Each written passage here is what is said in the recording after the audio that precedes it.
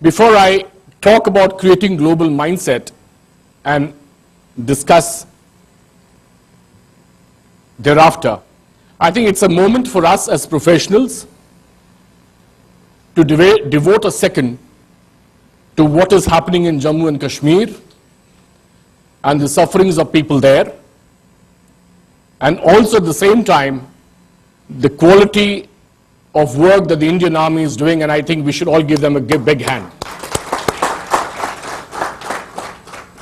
Why I said Indian Army? Because when you talk about creating a global mindset, I think that's one of the finest examples that you can talk of, because they do not only handle various different kinds of stuff, but they also handle international projects, including places like Congo Basin. And I was just reading about the kind of work that they have done, and I thought I must mention when we talk about something on creating a global mindset. You know, when we talk about leadership development and we talk about creating a global mindset,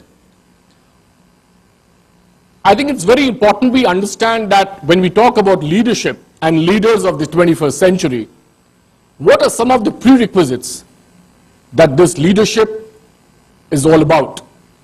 And what I'm going to share with you is not rocket science, may not even be new for some of you, but it's important to connect when we talk about creating global mindsets, because me and my team in HR, we are actually working globally about creating global mindsets in its real term, and we will see that as we progress. So leaders today will have to lead and motivate teams. And this is nothing new. Whether you are working in a domestic atmosphere, whether you're working in a global atmosphere, if you are playing a leadership role, and today leadership roles within organizations come at various age groups, at various job levels, and hence you have to lead and motivate teams. You have to empower and develop the teams across the globe. You might operate from any part of the globe, but when you handle multi-locational teams, you have to empower them.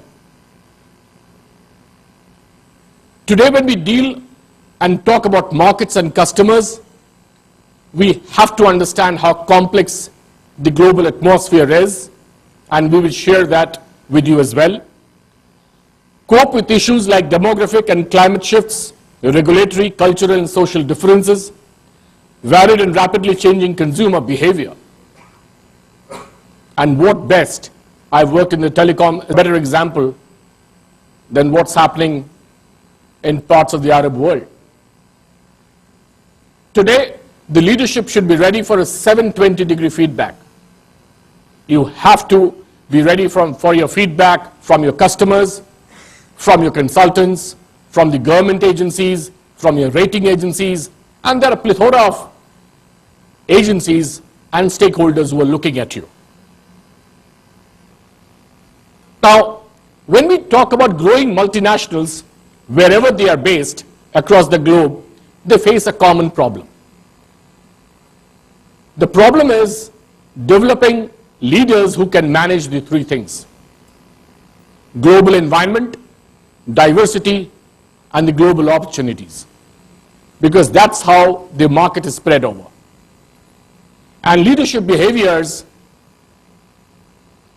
have to have these three ingredients in that atmosphere.